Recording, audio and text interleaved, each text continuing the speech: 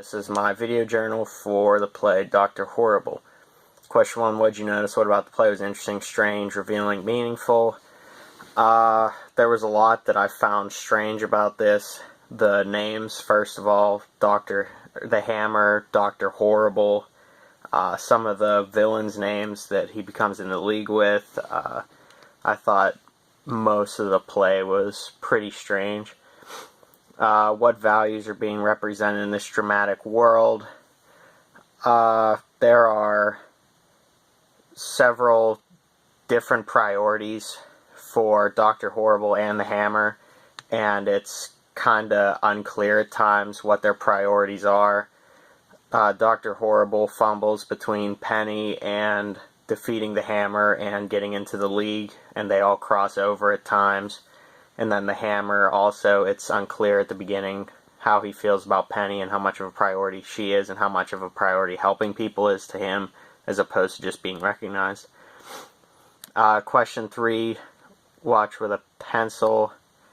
The one thing I didn't know what it was a Pyrrhic victory, which Dr. Horrible claims that he has after he defeats the Hammer.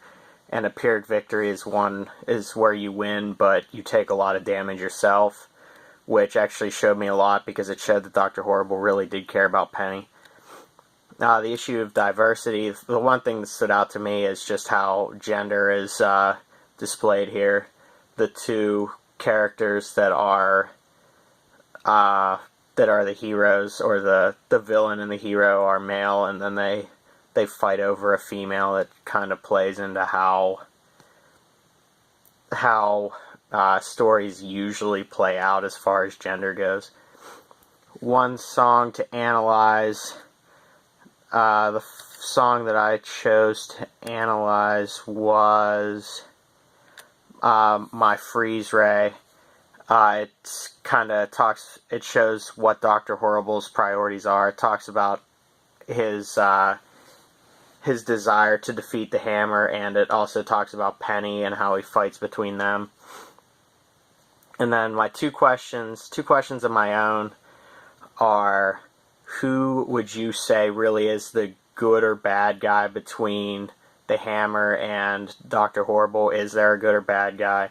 And then, do you think there is any moral to this story, or is this purely just a silly show just for entertainment purposes, or do you think that the way this plays out actually does mean to teach a lesson?